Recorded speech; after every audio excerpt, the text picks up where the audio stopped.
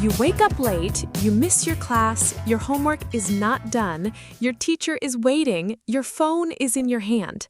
Sound familiar? Stay with us, because today we are going to talk about something that can completely change your student life. And it is not a magic pill. It is something you already have. Time. Let's talk about how to use it. Hello, hello, hello. Welcome back to Mr. English Podcast, the place where we talk in simple, real, everyday English. I'm your host, James. Good to be here with you all today. And I am Emma. Hello, everyone. I am so happy you are here with us today.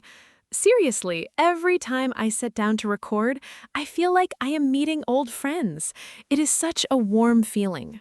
Emma, you always say the sweetest things. I love that about you. I just woke up this morning thinking today is going to be a great day, and it already is. You say that every single recording day, James. Because it is always true. Okay, everyone. Before we jump in, if you are new here, welcome to Mr. English Podcast. We talk about real-life topics in simple, easy English.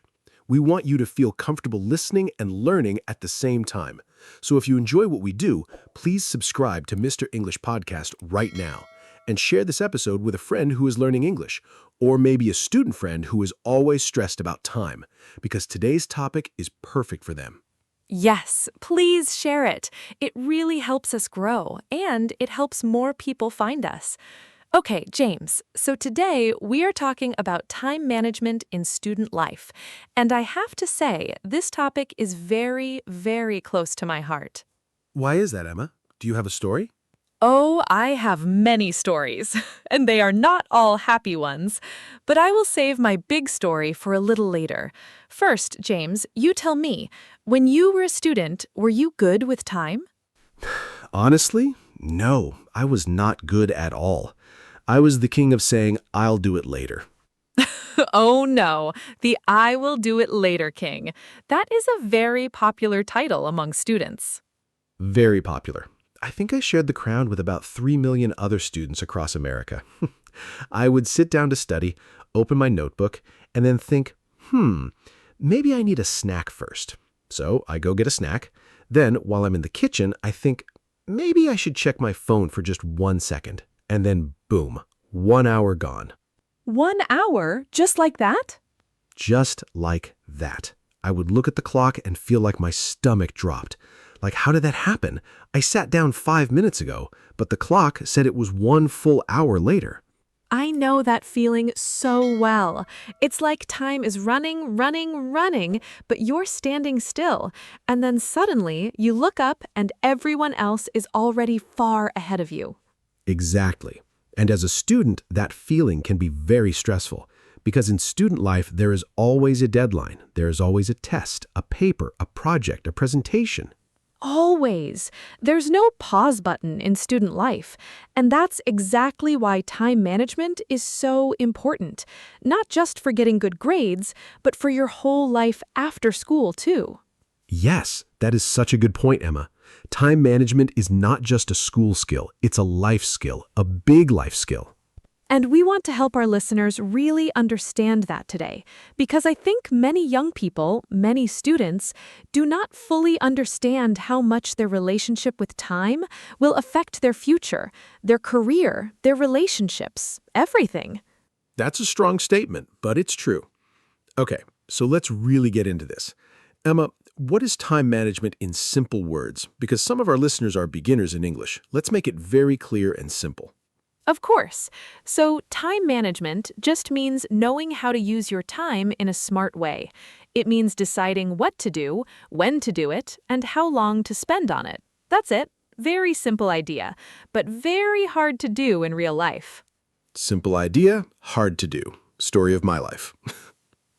Same, James, same. And for students, it's even harder because students have so many different things happening at the same time. Classes, homework, friends, family, maybe a part-time job, social media, sports, clubs. The list goes on. It's a lot. When I think about my college years, I remember feeling like I was spinning in a circle, always moving but never sure if I was going in the right direction. That's a perfect description, spinning in a circle. And you know what causes that spinning feeling? Not having a plan. When we have no plan for our time, we just react to everything that comes at us. And life, especially student life, will throw many things at you every single day. So what do students usually do wrong? Let's talk about the real mistakes that we all make. Okay, so the first big mistake, and I think everyone listening right now has done this at least once, is procrastination. Procrastination. That's a big word for our beginner listeners. Let's explain it simply. Yes, of course. So procrastination just means putting things off, saying, I'll do it tomorrow, or I'll start after this show, or I'll begin on Monday. But Monday comes and you say, okay, next Monday. I used to say I'll start after the weekend, and then the weekend would come and I would say I need to enjoy the weekend. I'll start Monday. And by Monday, the assignment was due Tuesday. Oh no, Tuesday. That's a very short runway. Very short. And I would stay up all night drinking so much coffee, typing so fast, making so many mistakes, and then I would hand in something I wasn't proud of. And I would tell myself, next time I'll start earlier. But did I? Let me guess. No? No. I did the same thing again and again and again. That's the cycle of procrastination. It's like a loop that is very hard to break. And the sad part is, many students think procrastination is just a small bad habit, but it's actually a very big problem that can hurt your grades, your confidence, and your future opportunities. Let's talk about that. How does procrastination actually hurt a student's future? Because I think some students think, oh, I'm fine. I always finish. It's okay. Yes, and that is a dangerous thought because, yes, you might finish, but at what cost? You are losing sleep, you are losing quality, you are losing your health sometimes. You are always stressed, and stress, especially long-term stress, is very bad for your brain and your body. I remember a classmate of mine. His name was David. Very smart guy. One of the smartest people I knew, but he was the worst procrastinator. What happened to him? He always waited until the last minute. He was brilliant, so sometimes it worked, but in his final year of college, he had a very important project, a big research paper. He waited too long. He got sick from no sleep. He could not finish it well. He failed that paper. It delayed his graduation, and he lost a job offer because he graduated late. That is so painful to hear. One habit, one bad habit about time, and it changed his whole plan. One habit, that is it. And David was smart. He had talent, but talent without time management is like a sports car with no driver. It just sits there. I love that example, James. A sports car with no driver. So much power, but going nowhere. Exactly. And I think many students in America right now are in that situation. They have talent, they have potential, they have big dreams, but they are not managing their time well. And slowly, those dreams start to feel very far away. That is so real. And that is why we're having this conversation today. Okay, so James, let's talk about another mistake students make, because procrastination is number one. What is number two? I think number 2 is trying to do everything at the same time. What do people call it? Multitasking? Yes, multitasking. And so many students think multitasking is a good thing. Like, oh, I'm so productive. I'm reading my textbook, watching a video, texting my friend, and eating lunch at the same time. I have seen students do exactly that in the library. They look very busy, but are they actually learning anything? Research says no. Our brains cannot really do two things well at the same time. We think we can, but we're actually just switching back and forth very fast. And every time we switch, we lose a little bit of focus. It's like having too many windows open on your computer. Each one is running slow because the power is divided. That is such a good example for students because they all know that feeling. Their laptop is slow, they close some windows, and suddenly everything is faster and better. Our brains work the same way. Close some windows, focus on one thing, do it well, then move to the next. And when you do one thing at a time, you actually finish faster and with much better quality. You're not going back and fixing mistakes. You're not reading the same page 4 times because you weren't paying attention.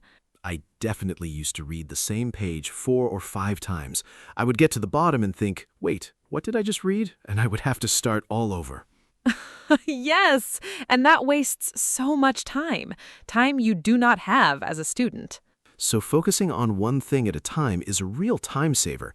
Even though it sounds like it should be slower, it's actually faster, right? Exactly right. Single tasking is the real superpower, not multitasking. Okay, now, Emma, you mentioned earlier that you have a personal story, a close-to-your-heart story about time management. I think our listeners are ready to hear it. Oh, yes, okay, I will tell it. So, when I was in my second year of university, I was studying communications, and I thought I was doing great. I was keeping up with classes, I had friends, I had a part-time job at a coffee shop on weekends. That sounds very busy already. It was, but I thought I could handle it. The problem was I had no real plan. I was just going day by day, reacting to things. Whatever felt urgent, I did. Whatever didn't feel urgent, I ignored. And what happened? So there was one semester, my second semester of second year. I had 4 classes. One of them was a very demanding writing class. The professor gave us a big paper at the start of the semester. It was 20% of our final grade. Very important. 20% is huge. That's 1/5 of your whole grade. Exactly. And the paper was due in 8 weeks. 8 weeks! That's so much time. That's almost 2 months. So you felt relaxed. Way too relaxed. I thought, 8 weeks? I have so much time. I'll start in a few weeks. Week 1 passed, week 2 passed. I was working at the coffee shop, hanging out with friends, watching shows at night. Week 3, week 4, still no paper started. Emma, 4 weeks? I know. Then week 5 comes, and I think, okay, now I'll start. But at work, my manager asked me to cover extra shifts because another worker left, so I said yes because I needed the money. So now you have even less time. Even less time. Week 6, I sit down to write, I open my computer, I read the assignment instructions, and I realize I don't even fully understand what the professor wants. I should have asked weeks ago. Now I'm scared to email him because the deadline is close, and I don't want him to know I haven't started. Oh no, that sinking feeling. The worst feeling. My heart was beating so fast. I was sweating. I stayed up until 3 in the morning for the last 4 nights before the deadline. I drank so much coffee, I was shaking. Emma.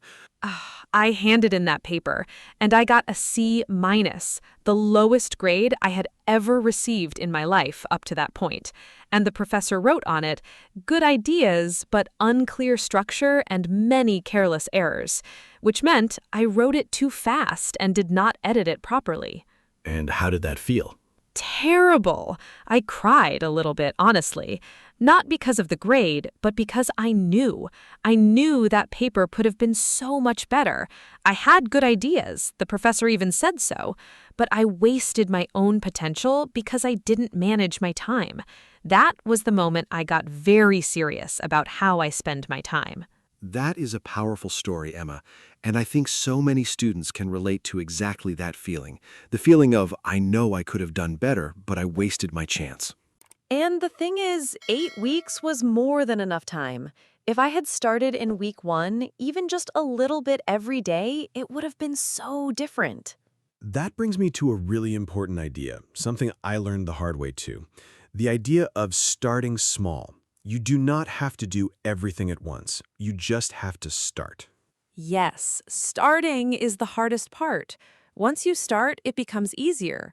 There's actually a science behind this. When you start a task, your brain becomes interested in finishing it. It's like your brain doesn't like leaving things unfinished. So the key is just to begin, even for 2 minutes, even just opening the document and writing the title. Even that. Write the title. Write 1 sentence. That's enough for day 1. Because tomorrow you'll come back, see those words, and you will want to continue. I love that. Lower the bar to start. Once you're in motion, you stay in motion. Exactly. A rolling stone keeps rolling, but a still stone needs a big push to move. Look at us with all these beautiful expressions today. I love it. We are feeling very poetic today. Okay, so we talked about procrastination and multitasking. Let's talk about some real, simple solutions. Things students can actually do starting today to manage their time better. Yes, let's do that. Because we do not want to say time management is important. We want to give real, simple, practical tips that work. The first one, and I think this is so important, is knowing your own schedule. Emma, can you explain that? Of course. So every student has a different life. Some students wake up early and feel very sharp in the morning. Some students are night people. They think better at 10 at night than at 8 in the morning. And both are okay. Yes, there is no one right way to be a student. Some of the most successful people I know are night owls. So the first step is to know yourself. When do you feel most focused, most energetic, most creative? For me, it's 10 in the morning to about 1 in the afternoon. Those 3 hours are my best hours. And for me, it's definitely the morning, like 7 to 10. After that, my brain starts daydreaming about lunch. So what we both do is protect those good hours for the hardest work, the most important tasks, and we save the easier, more automatic things for when we are less sharp. So a student might do their math homework or their essay writing during their best hours, and then later, when they're more tired, they can organize their notes, or reply to emails, or clean their study space. Yes, work smart, not just hard. Use your energy wisely. The second tip I want to share is something very visual, making a weekly plan. And I know some students think, oh, a schedule sounds so boring and strict, but it doesn't have to be. Not at all. Think of it like a map. If you're going on a road trip, you use a map or GPS. The map doesn't control you, it just shows you where you're going so you don't get lost. I like that. A schedule is your GPS for the week. Yes, and it's very simple to do. On Sunday evening, sit down for just 15 minutes. Look at your week, write down your classes, your work hours if you have a job, any appointments. Then look at what's left. Those empty spaces are your study time, your rest time, and your fun time. And see all three as important, not just study time. Rest time and fun time are part of the plan too. This is so important. Students often feel guilty for resting or having fun. They think, I should be studying. But rest is not laziness. Rest is fuel. Your brain needs to rest to work well. I remember when I finally understood this. In my third year of college, I had a roommate. His name was Marcus. And Marcus was the most organized person I had ever met. He had a physical planner, like a paper notebook, and he wrote everything in it. Oh, I love a good paper planner. And at first, I thought he was just very, very nerdy about it. But I watched him all semester. He never seemed stressed. He always finished his assignments early. He had time to exercise 3 times a week. He went out with friends on weekends. He slept 8 hours a night? 8 hours, and he had one of the highest GPAs in our department. That's incredible. And people think you have to kill yourself to get good grades. But Marcus is proof that's not true. He was proof. And I finally asked him, Marcus, how do you do it? How are you so calm? And he said very simply, James, I decide where my time goes before the week starts, so nothing surprises me. I decide where my time goes before the week starts. That is so beautiful and so powerful. I think about that sentence often, even now, years later, not as a student, because it applies to all of life. When you decide in advance, you're in control. When you don't decide, life decides for you. And life does not always make the best decisions for you. Life will put Netflix right in front of you and say, just one more episode. And before you know it, it's 2 in the morning on a Tuesday. Oh, that's so real. The just one more episode trap is very real and very dangerous for students. Very dangerous. Okay, so we've talked about knowing your best hours and making a weekly plan. What's the next tip, Emma? The next one is about the study environment. Where you study matters just as much as when you study, and this is something many students completely ignore. Oh yes, tell me more, because I used to study on my bed, and I wondered why I fell asleep every single time. James, your bed is where your brain thinks it's time to sleep. Of course it makes you sleepy. Your brain has a very strong connection between your bed and sleep. When you sit on your bed, your brain thinks, oh, this is relaxing, sleeping time soon. So studying on your bed is basically asking your brain to fall asleep while you're studying. Exactly. Your study space needs to be different from your sleep space. If possible, go to a library or sit at a desk or go to a coffee shop, anywhere that your brain connects with being awake and working. And the space should be clean and not too distracting. If your desk is covered in old food wrappers and random papers and 3 empty water bottles, your brain is already stressed before you even open a book. You are describing my old desk in such detail, James. Have you seen it? I have lived it, Emma. I have lived it. Clean space, clear mind. It is really true. Yes. Take 5 minutes to organize your space before you start studying. It feels small, but it makes a big difference in how focused you feel. Okay, I want to add one more tip that I think is especially useful for students today, and that is the idea of turning off notifications while studying. Oh, this one is so hard because our phones are always buzzing and ringing and calling our attention.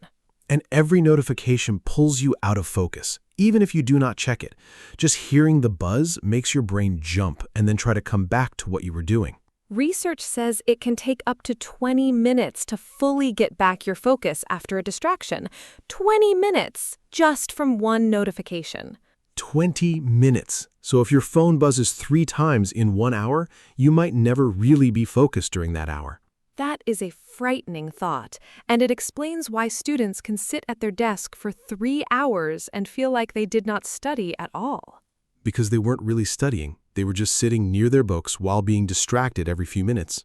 So the simple solution is to put your phone face down, or better, put it in another room, or turn on Do Not Disturb mode, whatever works for you. Just create a block of time with no interruptions. Even 30 minutes of truly focused study is better than 3 hours of distracted, broken study. Quality over quantity, every time. Every single time. Okay, now I want to talk about something that students sometimes forget, and that is the connection between time management and success in life after school.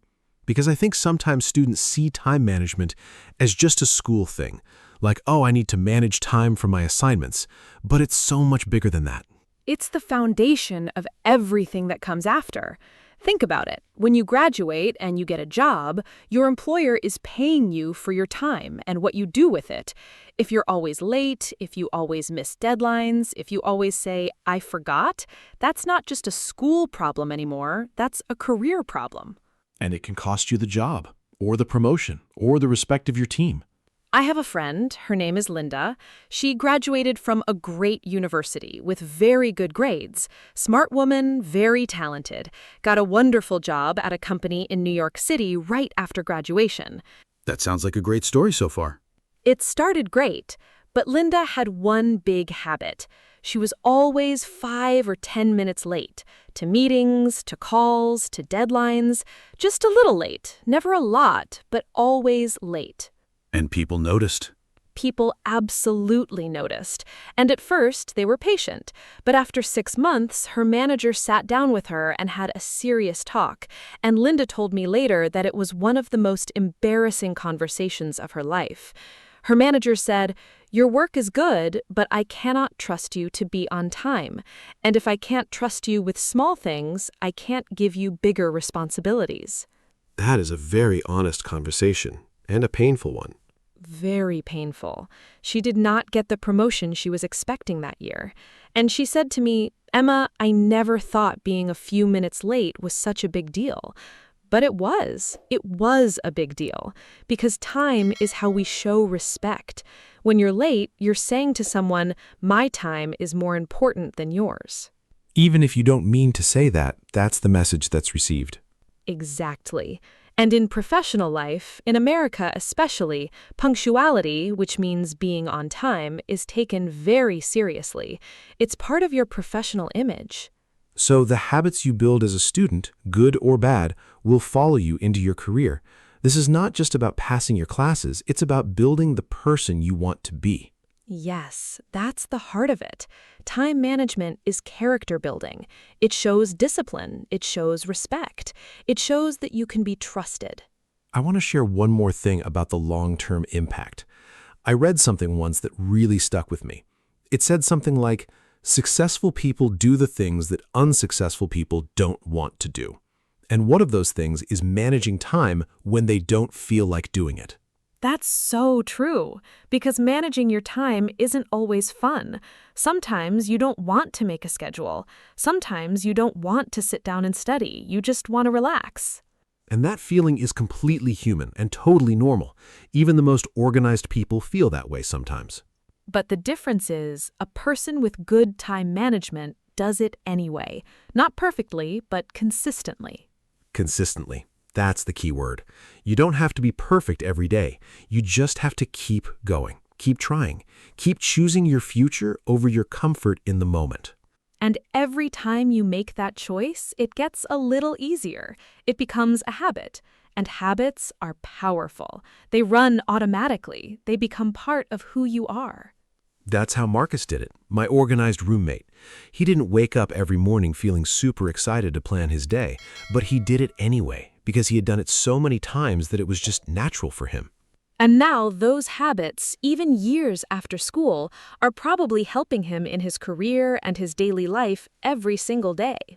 Absolutely. Good habits are like investments.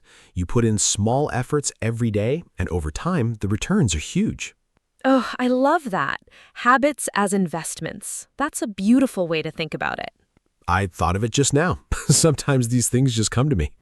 You are very inspiring today, James. I try. Okay, now, Emma.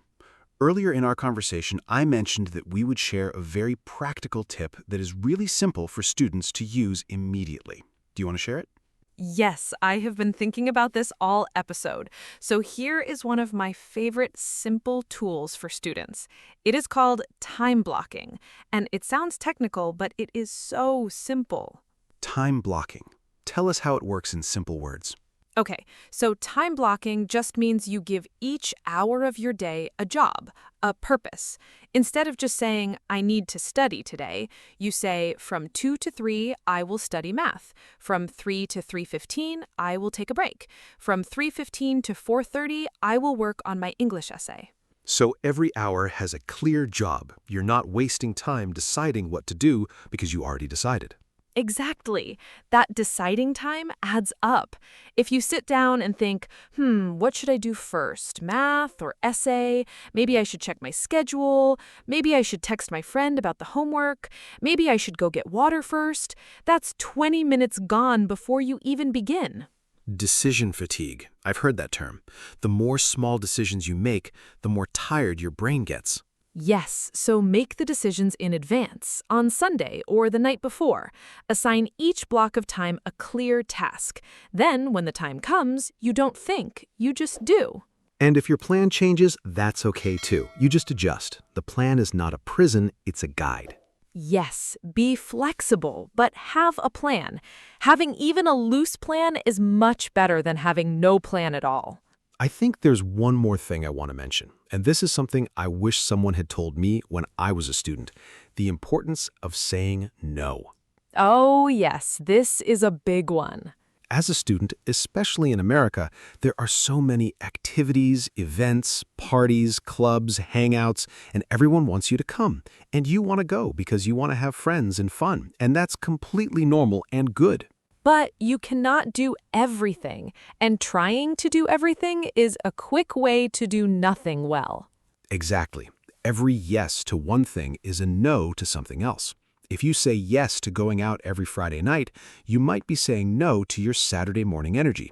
If you say yes to joining 5 clubs, you might be saying no to deep focus in your classes.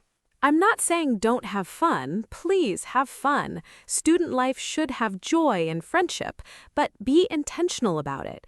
Choose what matters most and let go of things that don't serve your goals. And real friends will understand when you say, I can't come this time, I have a deadline. A good friend will respect that. They might even be impressed. Yes, your friends will see you finishing assignments early and sleeping well and doing well in school, and they might start asking you for advice. And then you can share this episode with them. Exactly. Share this episode. Problem solved. Simple solution. Okay, Emma, we're getting close to the end of our episode today. I want to give our listeners a moment to think about one question. One simple but powerful question. Ready? Ready. The question is this. If you could go back in time to your first day as a student, what is the one thing about time you would do differently? Oh, that's a beautiful question. For me, I would tell my younger self to start things early, not to wait. Even if it feels like there's so much time, start today. Start now, even a little bit. For me, I would tell younger James to stop trying to be perfect before starting. I used to wait until I felt ready, until everything was perfect. But that moment of feeling perfectly ready almost never comes. You just have to start and get better as you go. Start before you feel ready. That's honestly some of the best life advice I've ever heard. Thank you. I'm learning too, even now. We all are. That's the beauty of it. You never stop learning. You never stop growing. And managing your time better is one of the greatest gifts you can give yourself. Because your time is your life. You can't get it back once it's gone. Every hour is a small, precious gift.